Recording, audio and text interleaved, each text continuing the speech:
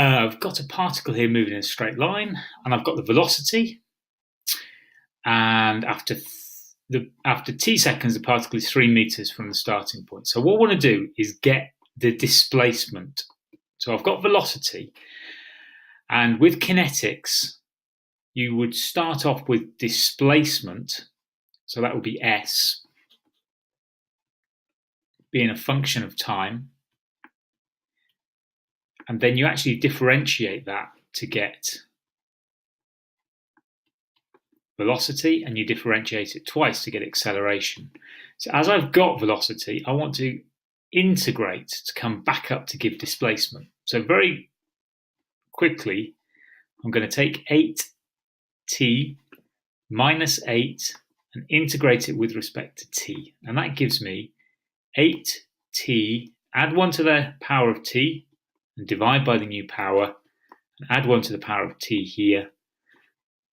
And let's simplify that to give me 4t squared minus 8t. Now, I want to know, that's now displacement, that's now S. I want to know when the displacement is 3 meters. By the way, I don't add on a constant term there, because the constant term will just move the graph up and it won't have much to do with the displacement being 3 meters.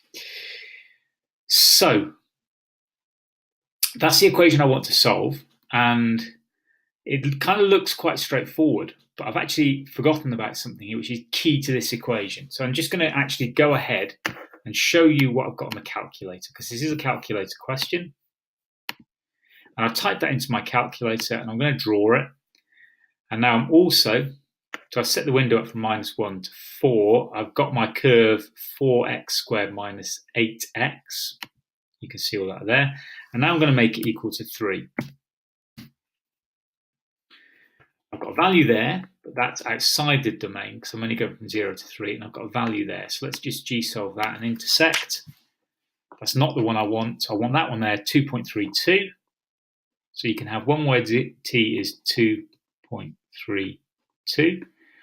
But there are more, because all I've done is taken into account the displacement as a positive value. Now actually it should have been a positive and a negative value, because being -3 away is still 3 away from where I started.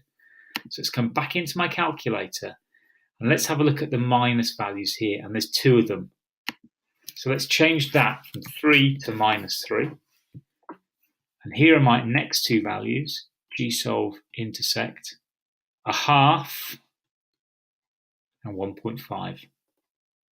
So t can also be 1.5 and 0.5.